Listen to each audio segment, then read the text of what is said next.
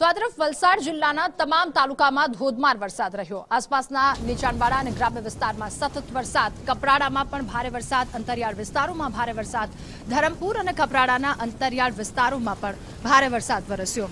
વરસાદના કારણે તમામ નદી નાળાઓ તોફાની બન્યા। આસપાસના વિસ્તારમાં ભારે વરસાદના કારણે આ પરિસ્થિતિ, અનેક નાના પુલમાં પાણી ફરી વળ્યા છે। વલસાડ ના કોચરવા અને વાંકાચને જોડતો રસ્તો કે જે પાણીમાં ગરકાવ થયો છે, આસપાસના કેટલાક ગ્રામો સંપર્ક વિહોણા થયા છે અને ભારે વરસાદને લઈને તંત્ર સતર્ક થઈ ચૂક્યું છે। તંત્ર દ્વારા લોકોને ત્યાંથી અવરજવર ન કરવા માટે સૂચના પણ આપી દેવામાં આવી છે।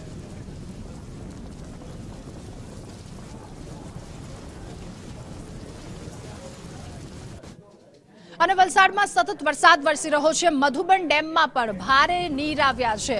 નવા નીરની આવક થઈ વલસાડના મધુબન ડેમમાં। ત્યારે વલસાડમાં એક તરફ ભારે વરસાદ, બીજી તરફ હવામાન વિભાગ દ્વારા વરસાદની આગાહી અને આ તમામની વચ્ચે મધુબન ડેમમાં નવા નીરની આવક નોંધાઈ છે। મધુબન ડેમમાં 43,000 ક્યુસેકથી વધારે પાણીની આવક નોંધાઈ છે। આ ડેમમાં મધુબન ડેમના 8 દરવાજા 1.4 મીટર સુધી ખોલી દેવામાં આવ્યા છે અને ડેમના દરવાજા ખોલતાની સાથે જ તંત્ર દ્વારા લોકોને સતર્ક રહેવા માટે સૂચના પણ આપી દેવામાં આવી છે।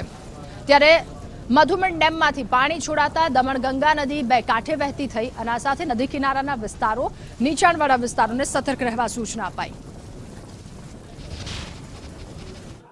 સમગ્ર વલસાડ જિલ્લામાં હાલ વરસાદી માહોલ યથાવત છે। ખાસ કરીને જિલ્લાના ઉપરવાસ વિસ્તારમાં ભારે વરસાદ વરસી રહ્યો છે। પરિણામે જિલ્લામાંથી પસાર થતી તમામ નદીઓ હાલ બે કાંઠે જોવા મળી રહી છે।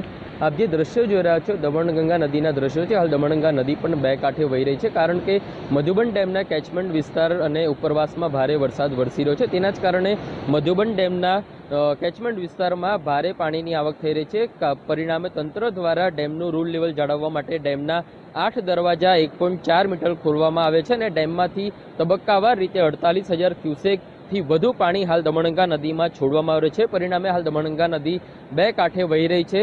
બીજી તરફ જોવા જઈએ તો જિલ્લાની જે અન્ય નદીઓ છે તેમાં પણ હાલ ઘોડાપૂરની પરિસ્થિતિ છે। ખાસ કરીને ઉપરવાસમાં જે ભારે વરસાદ વરસી રહ્યો છે તેના જ કારણે જિલ્લાના જે લો લેવલ કોઝવે છે, જે નાના નાના પુલ છે, તેના પર પાણી ફરી વળ્યા છે। તેના જ કારણે તંત્ર દ્વારા હાલ સલામતીના ભાગરૂપે 40થી વધુ માર્ગો બંધ કરવામાં આવે છે। તો સાથે જ નદી કિનારાના વિસ્તારોમાં પણ માછીમારી માટે પણ પ્રતિબંધ લગાવવામાં આવે છે। ખાસ કરીને દમણગંગા નદી કિનારે હાલ ચુસ્ત પોલીસ બંદોબસ્ત પણ ગોઠવવામાં આવે છે, કારણ કે આવી પરિસ્થિતિમાં કેટલાક લોકો જીવને જોખમમાં મૂકીને નદી કિનારે જતા હોય છે, ત્યારે આવા લોકોને રોકવા માટે હાલ પ્રશાસન પણ સતર્ક છે અને ચુસ્ત પોલીસ બંદોબસ્ત ગોઠવવામાં આવ્યો છે। રિતેશ પટેલ, ગુજરાત ફર્સ્ટ, વાપી, વલસાડ।